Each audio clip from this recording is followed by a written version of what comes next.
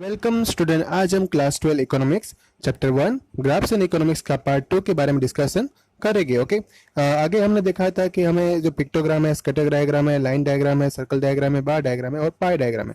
उसमें हमें यहाँ पे जो हमने पिक्टोग्राम और स्कैटर डायग्राम तो अभी सिलेबस में है नहीं। लाइन डायग्राम जो हमने लास्ट पार्ट में देख लिया।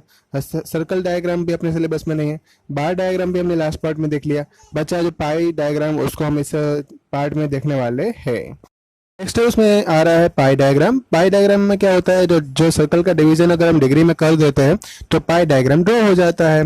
If entire circle is consider as a universal set, अगर कोई सर्कल जो है उसको हम यूनिवर्सल सेट मान ले और जो डेटा है, अलग अलग कंपोनेंट है उस डेटा के, उसको हम सर्कल में डिवाइड करके डिग्री के फॉर्म में रिप्रेजेंट करें और जितना डिग्री जो है वो डेटा के हिसाब से ज़्यादा ड्रॉ करे या डेटा के हिसाब से कम ड्रॉ करे तो हम पाई डायग्राम जो है वो प्राप्त कर सकते हैं। नेक्स्ट स्लाइड में आ रहा है पाई डायग्राम। तो हमें पता है कि पूरा जो सर्कल होता है उसमें एंटायर सर्कल तो 360 डिग्री रिप्रेजेंट करता है और उसका हम सेक्शन बनाएंगे तो और सर्कल को डिवाइड करेंगे उस सेक्शन में और हर एक सेक्शन जो है डेटा रिप्रेजेंट करेगा और सब डिवीजन जो होगा उससे पूरा जो हम डायग्राम जो सर्कल डायग्राम ड्रॉ करेंगे तो वो पाई डायग्राम बन जाएगा। और यहाँ पे जो डेटा सब डिवीजन का जो होगा वो डिग्री के हिसाब से प्रोपोर्शनल रहेगा, मतलब कि जितना डेटा ज़्यादा होगा उतना ही हमें डिग्री ज़्यादा बनाना पड़ेगा। और उसका एक फॉर्मूला यहाँ पे दिया हुआ है कि डिग्री इक्वल टू क्या होगा, component value upon total value into 360।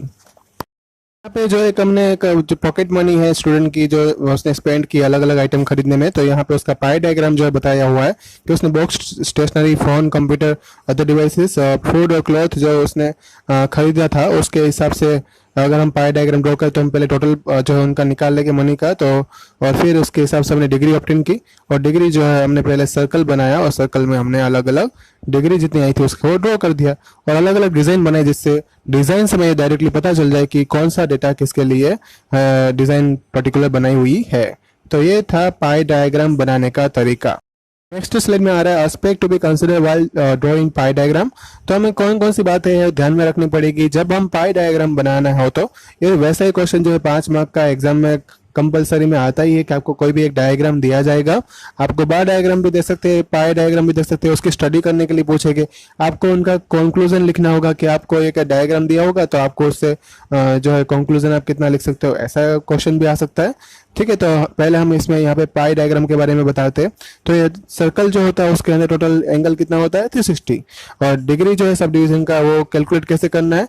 तो हर एक जो डिवीजन में जो वेरिएबल रहेंगे उनको टोटल जो 360 से हमने डिवाइड किया था और इनटू हमने मल्टीप्लाई में क्या किया था 100 किया था, जो फॉर्मूला यूज़ किया था उसी से हम जो है उसका डायग्राम ड्रॉ कर सकते हैं।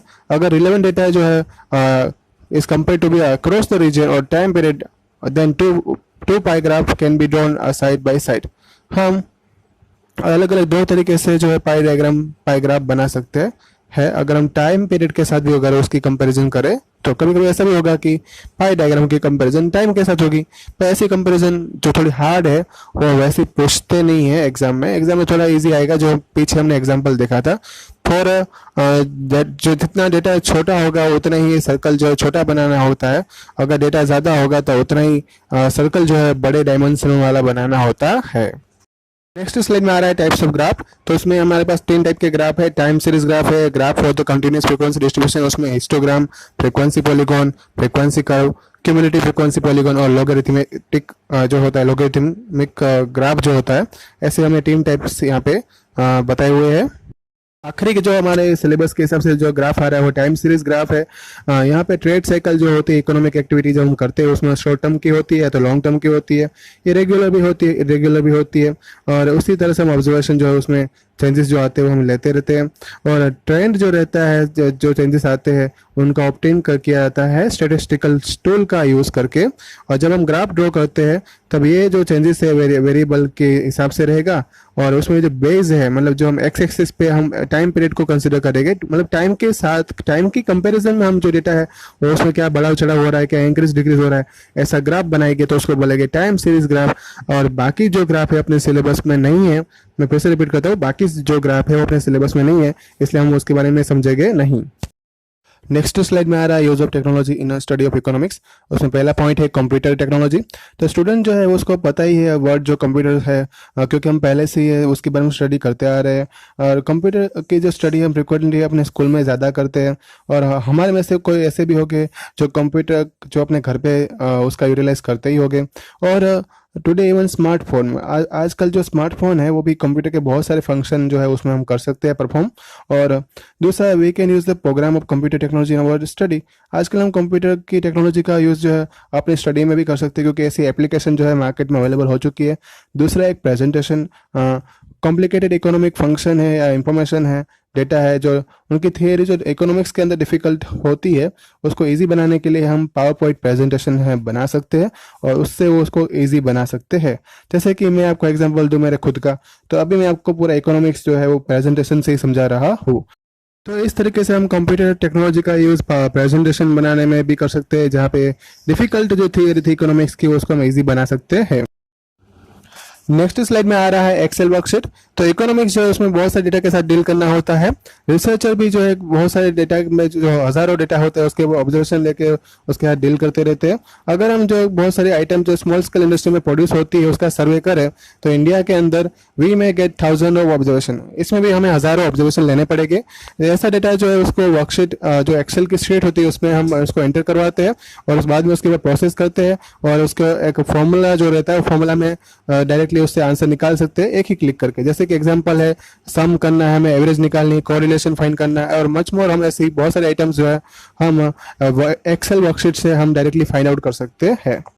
नेक्स्ट स्लाइड में आ रहा है डायग्राम एंड ग्राफ्स। तो बहुत सारे ऐसे ग्राफ जो होते हैं कंप्यूटर के अंदर जिसमें हम उसका ग्राफ जो है फ्रिक्वेंटली हम इकोनॉमिक्स की स्टडी करने के लिए बना सकते हैं। अगर हमें सिंपल ड्राइंग करना है तो वर्ड फाइल ही काफ़ी है, उसमें हम सिंपल फाइल जो है फ्री हैंड ड्राइंग भी हम कर सकते हैं। और उसको स्लॉप जो अपवर्ड या तो डाउनवर्ड स्लॉप में जो सप्लाई का वो या डिमांड का वो हम बना सकते हैं। लेकिन अगर हमें दूसरे टाइप के कोई ग्राफ चाहिए जो बनाने होंगे, तो हमें एक्सेल शीट में एक प्लॉट का ऑप्शन आता है, उसमें हर टाइप के डायग्राम जो है ग्राफ है डेटा के लिए सभी अवेलेबल है। तो उसमें भी हम वर्कशीट के द्वारा भी हम ये ऐसे प्लॉट जो है वो डायग्राम एंड ग्राफ प्रिपेयर कर सकते हैं। तो फोर्थ पॉइंट उसमें है स्टोरेज टूल। हम जब इकोनॉमिक्स की मटेरियल की बात करें, स्टडी मटेरियल की, तो वो ऐसे मटेरियल जो है वो हाई स्टडी में इकोनॉमिक्स में बहुत ज़्यादा यूजफुल है। कभी कभी हम रिसर्च करते हैं तब भी वो काम आता है। हमें इसके लिए स्पेस चाहिए होगी और केयरफुल रहना पड़ेगा उसको ऐसे मटेरियल को प्रिजर्व करने के लिए जिसकी हम स्टडी करने वाले हैं। एक फिजिकल नोटबुक जैसे कोई एक बुक है, लेकिन कभी कभी हमें डर लगता है कि ये मटेरियल जो उसमें कोई मॉइस्चर ना हो जाए या तो पेस्ट जो है उसके ऊपर ना अप्लाई हो जाए और वो बिगड़ ना जाए, इसलिए हमें एक प्रिजर्वेशन टूल चाहिए था उसके लिए। स्टोरेज करना था हमें उसको, तो इसलिए हमें ये कंप्यूटर काम आएगा, कंप्यूटर हमें उसको स्टोर करके देगा। नेक्स्ट स्लाइड में आ रहा है अदर टूल्स। तो स्टेटिस्टिकल प्रोग्राम जो है SPSS और शारजाम है, EVU है, सास है, ये सभी भी ऐसे प्रोग्राम जो है डेवलप किए गए हैं जिसमें डेटा प्रोसेसिंग हमारा जो 1 लाख से ज़्यादा अगर रहेगा तो उसके ऊपर सिर्फ 1 मिनट में उसके ऊपर डेटा जो एंटर करवा के उसके ऊपर हम एवरेज है या तो ऑब्जर्वेशन का जो रिस्पॉन्स है हम निकाल सकते हैं। रिसर्च इंस्टीट्यूट जो है वो ऐसे प्रोग्राम खरीदती है, और ये प्रोग्राम थोड़े महंगे आते हैं। और दूसरे सॉफ्टवेयर भी अवेलेबल है जैसे कि ग्रेटिल, PSPP और R है सॉफ्टवेयर। ऐसे सॉफ्टवेयर भी हम जो है इंटरनेट से फ्री ऑफ कॉस्ट भी ऑब्टेन कर सकते हैं। मतलब जितने सॉफ्टवेयर थोड़े अगर महंगे हैं तो थोड़े सामने free of cost Google service में जो हमें मिल जाएंगे। तो हमें इसमें R सॉफ्टवेयर है जो बहुत ही ज़्यादा काम आएगा। और दूसरी बात मैं आपको बता दूं कि आप जो कंप्यूटर स्टडी करोगे उसमें भी R सॉफ्टवेयर का जो है आपको डिस्क्रिप्शन वहाँ पे मिलेगा।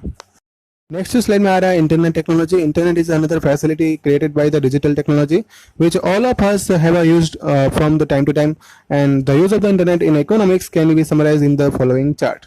मतलब कि यहाँ पे इंटरनेट टेक्नोलॉजी के बारे में बात की गई है।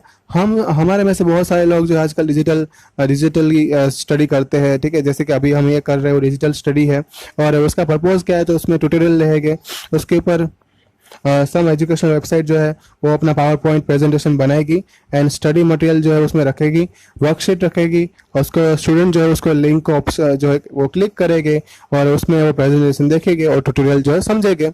एक्टिव लर्निंग, थोड़े वीडियो जो है लेक्चर जो है वो एक्सपर्ट के द्वारा दिए जाएंगे, और उसके ऊपर एक ओपन एक्सेस साइट जैसे कि यूट्यूब अभी जो है हम उस पर देख रहे हैं, ऐसे एक्सेस करने का एक तरीका रहेगा। और एजुकेशन इंस्टीट्यूट जो है उसमें एक लेक्चर तैयार करेगी और स्टूडेंट जो है वो रजिस्टर करके या ग्रुप बना के उसको लिंक को एक क्लासरूम बन जाएगा और उसमें वो देख भी सकते हैं। आजकल हमने देखा था जूम एप्लीकेशन है, किसको एप्लीकेशन है, तो उसमें हम आजकल टीचर जो है ऑनलाइन एजुकेशन भी प्रोवाइड कर रहे हैं और लेक्चर जो है वो एक्सपर्ट उसमें देता है इकोनॉमिक्स के बारे में और बाकी सब सब्जेक्ट के बारे में भी दे सकते हैं।